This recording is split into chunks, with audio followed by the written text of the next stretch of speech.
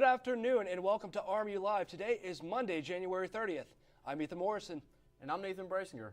Here's what's happening now. There are growing calls for police reform after a deadly police beating of Tyree Nichols. Change is already happening in Memphis, with the police department permanently shutting down its Scorpion Street crime unit. 5 police officers charged with murdering Nichols were members of that unit. Meanwhile, the Memphis Police Department is coming under scrutiny for their initial account of what happened to Nichols. CNN's Sarah Seidner reports. Police body camera and surveillance video are bringing into question the initial statement made by the Memphis Police Department regarding the brutal arrest and death of Tyree Nichols. The initial statement writes that officers attempted to make a traffic stop for reckless driving, further writing, as officers approached the driver of the vehicle, a confrontation occurred. As seen in the police body camera video, Nichols was actually pulled out of the car and thrown to the ground, tased and beaten. The Memphis Police Department statement said that Nichols fled the scene on foot and officers pursued the suspect and again attempted to take the suspect into custody. While attempting to take the suspect into custody, another confrontation occurred. That second confrontation includes officers spraying him with pepper spray and punching and kicking him repeatedly. I have more and more doubts that there was any issue of reckless driving whatsoever. I think it was a narrative. I think it was a justification for the stop, just as they pleaded on some of the video that you saw in the second encounter that they were saying, did you see him reach for my gun? That never happened.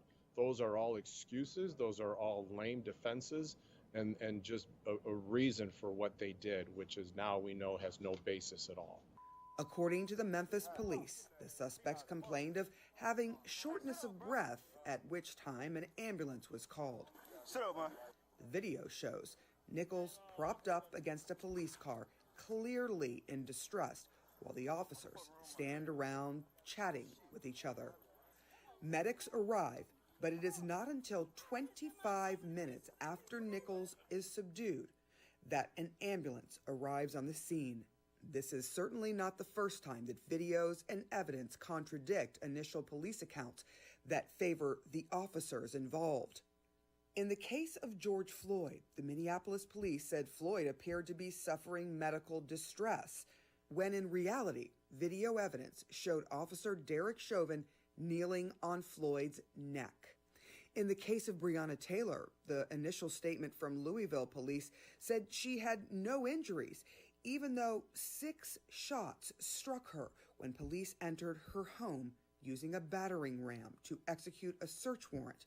The report also says there was no forced entry.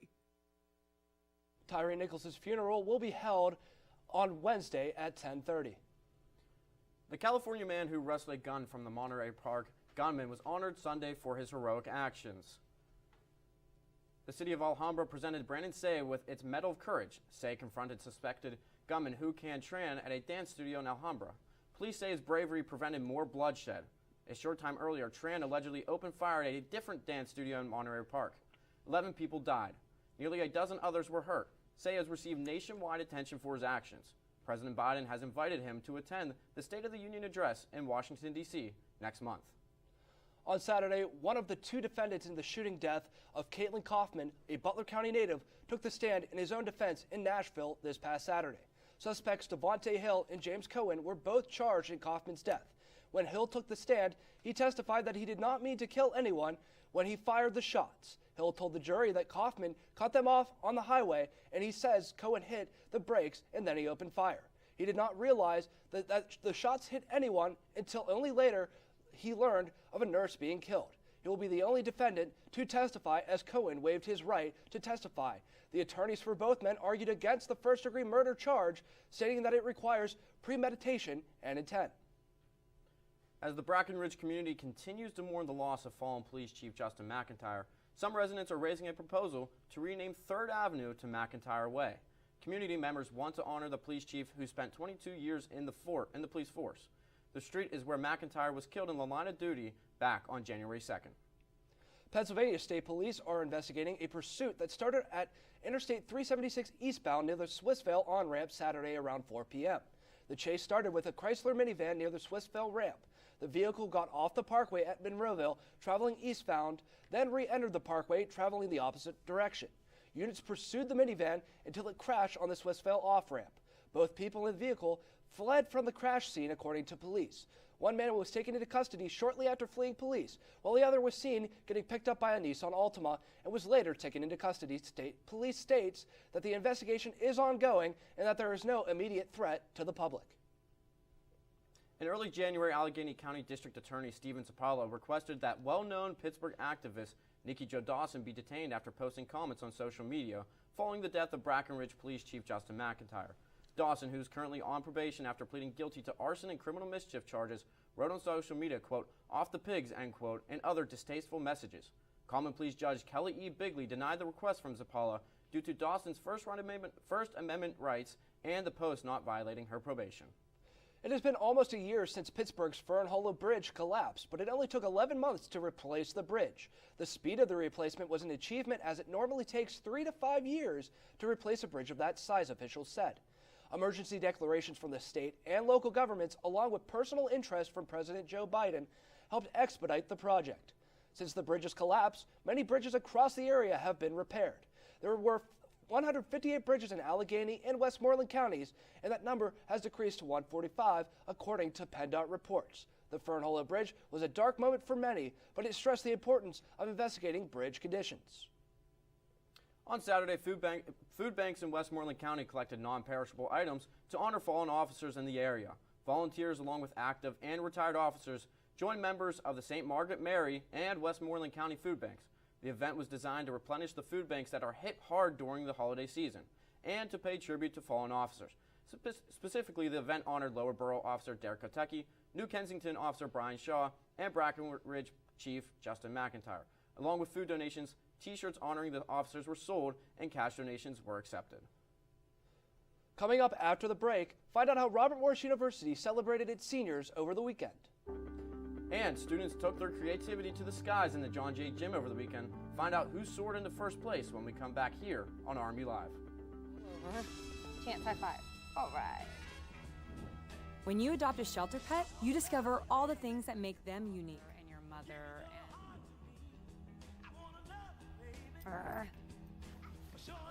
I am totally a hot person. Right, guys?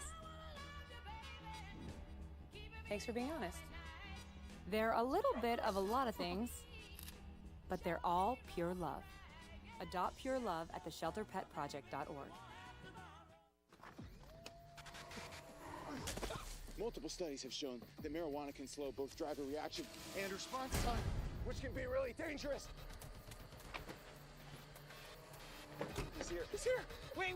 What? I can't drive. Why? My. Oh.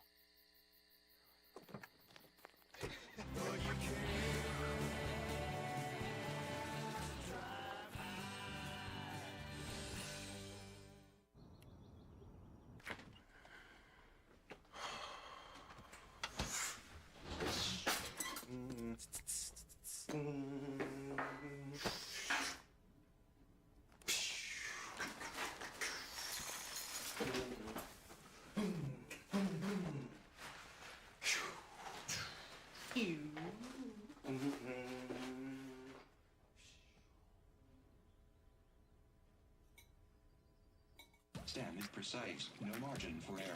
Dare to forget that. Dare to have fun with it. Get weird with it. Dare to send those old STEM theories flying past the neighbor's house into outer space. Dare to program something internet-breaking, record-breaking. Dare to blow their minds. Dare to learn the difference between sedimentary and metamorphic rock. Go find those rocks. Dare to keep daring. Dare to STEM. Check out She Can STEM to get started. Welcome back to RMU Live. On Friday, Robert Morris University staff members hosted a celebration marking 100 days until seniors walk across the stage and collect their diplomas. The event that was held before the men's basketball game against Detroit Mercy featured food, fun, and swag that had the word unstoppable printed on it. Senior class Vice President Cheyenne Roan shared her thoughts on why the university chose that word to describe its students. I truly think they chose unstoppable because we are unstoppable. There's so many different opportunities you have here when you are a student at Robert Morris University. As a family at RMU, we are unstoppable. The graduation ceremony will take place on May 6th. This week at Robert Morris, students can participate in a multitude of events, including NHL All-Star Trivia. Students can test how much they know about the All-Star Game before Saturday's contest. Trivia will take place in Ross Hall Lounge at 6 Tuesday evening with a chance to win prizes. Also, students can attend the opening reception of Balanced Response at the RMU Media Arts Gallery on Tuesday starting at 5 p.m. The event is open to the public. And also, students can join Chef Dan and Robert Morris President Michelle Patrick to learn how to bake the official Punxsutawney Phil cookie on Groundhog's Day Eve. Students will not only get to bake cookies at the Yorktown Community Kitchen, but they will also get to keep a groundhog cookie cutter. Then, the following day, students can join President Patrick at the gazebo to watch the live stream of Punxsutawney Phil and enjoy cookies, coffee, cider, and donuts. On Saturday, the Office of Residence Life hosted a paper airplane competition in the John Jay Gym. Each participant was able to construct their own paper airplane and enter the competition. Once the plane was constructed, contestants could practice and either make changes to their plane or make their official throw. The top 3 planes came from Shane McMullen with a distance of 26.33 feet, Finn Lyons with 27 feet, and Tyler Graham, who was announced the winner, with a throw of 28.75 feet. If you are unable to make it out for the early morning Groundhog Day celebration with President Patrick, be sure to check out RMU Central Media, who will have you covered. The student contributors over at Central Media provide the latest updates in news and arts and entertainment. And with the second semester fully underway, be sure to check out everything going on at RMU-TV. Catch Sports Talk in the Berg every Wednesday at 5:15. RMU Backstage and the Bobby Mill Game Show alternating every Thursday at 5 p.m. Colonial Sports Center on Thursdays at 9:30. And RMU Focus Fridays at noon. Be sure to check out the shows live and archived on the RMU-TV YouTube page and as well as Facebook. And now, Ethan, some dense fog rolled into the area today, which provided low visibility across campus as students made their commute to class, and that fog has lingered around throughout the day. Let's send it over to Colby Sherwin to check out our current conditions. Colby? All right, thanks, guys. You're right. Visibility is very bad out there. As I was trying to get to the studio from class, I barely could see anything. Anyway, today the high is 36 and the low is 21.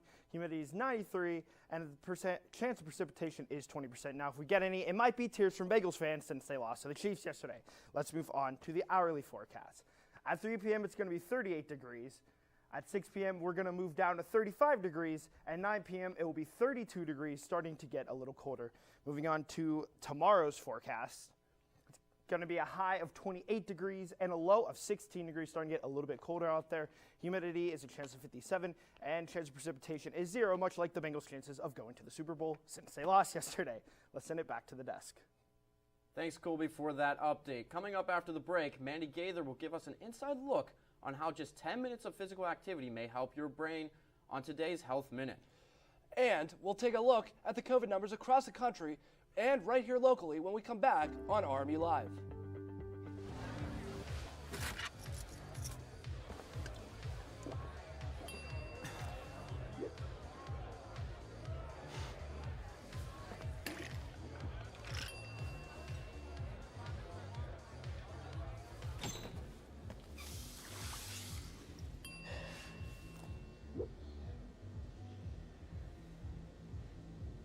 If you need to do something to feel okay to drive, you're not okay to drive.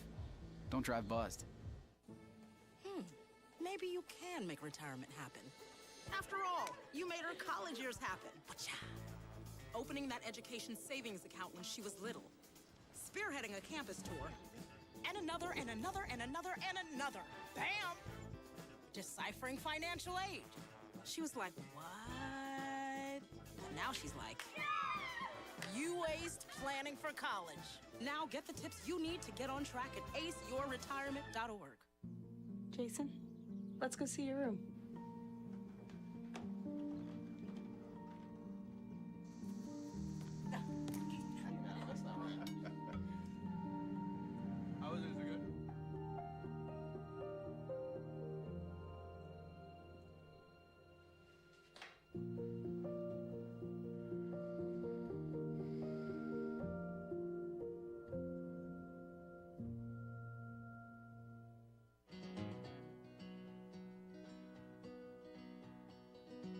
things could be stranger, but I don't know how.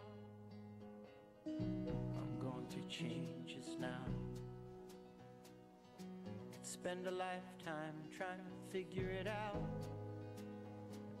I'm going through changes, through all of the strangeness. I'm going through changes now.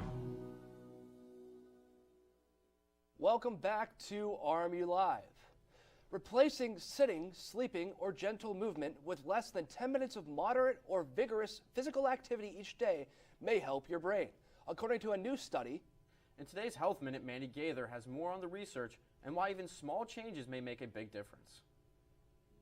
It's no secret, moving is good for the body, and a new study finds more evidence that it's also good for the mind. They took 4,500 individuals in the UK, they strapped an activity monitor onto their thigh, and they looked at what did they do during the day, how much did they sleep, when were they active, when were they sedentary. After activity, researchers gave those studied a cognitive test. They found that the people who did just under 10 minutes of moderate to vigorous exercise each day saw improvements to short-term memory and executive function, which helps with things like planning and organization. The converse was also true. If you downshifted from moderate or vigorous activity towards more sleep, sedentary behavior, or light activity, by about 7 to 10 minutes, you lost about 1 to 2% of your cognitive ability. While the cognitive improvement was modest, researchers found the benefits grew with more time spent doing more energetic workouts. Moderate physical activity is typically defined as brisk walking, bicycling,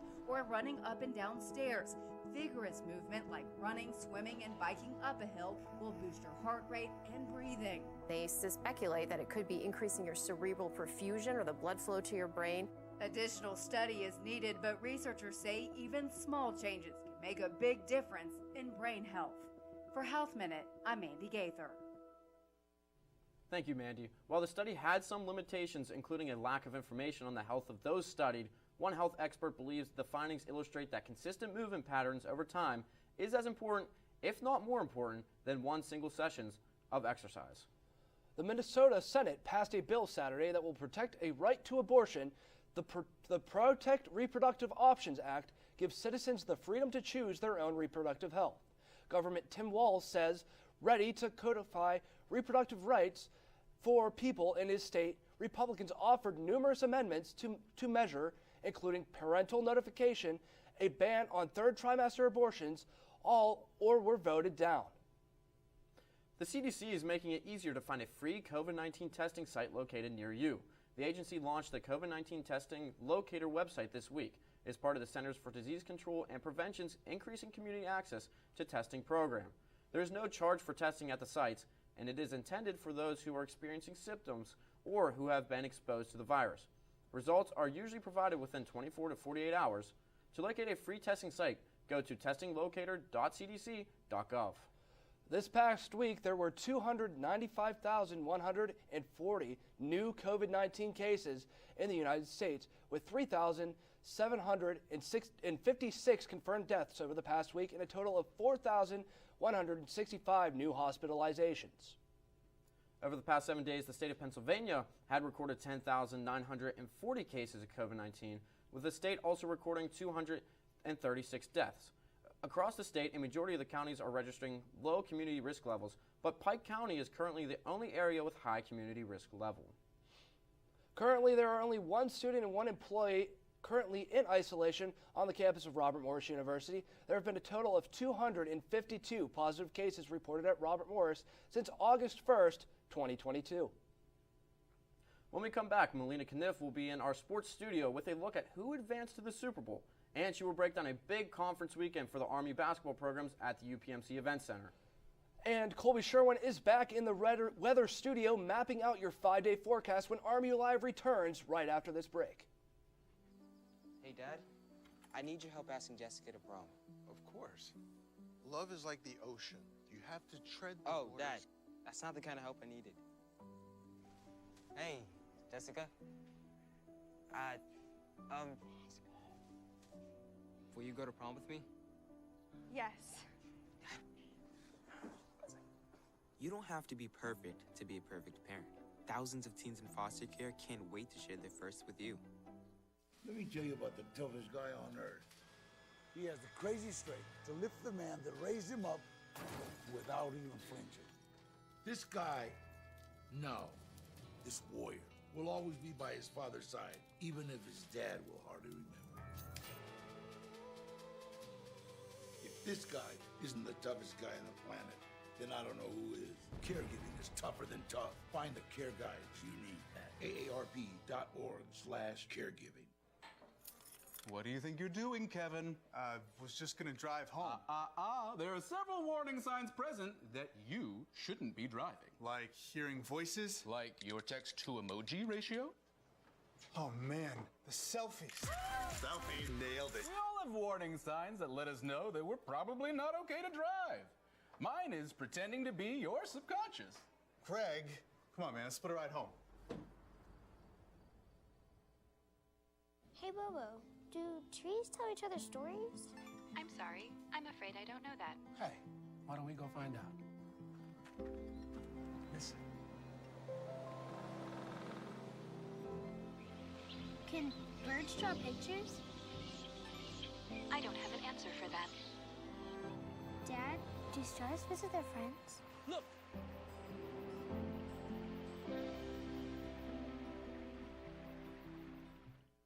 Welcome back to RMU Live. Now, Ethan, it was a big weekend for the NFL and here on campus at the UPMC Event Center. Yeah, it was a crazy weekend in the world of sports, so let's send it over to Melina Kniff for our sports update.